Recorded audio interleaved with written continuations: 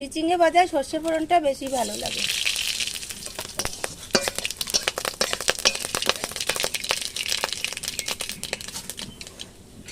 এবার আমি চিচিঙ্গাটা যে কুচিয়ে রেখেছি দিয়ে দিচ্ছি।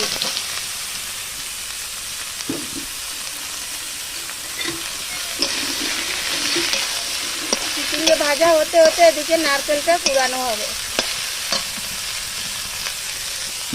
চিচিঙ্গে ভাজা আমি লবণ দিয়ে দিচ্ছি, হলুদ দিয়ে দিচ্ছি।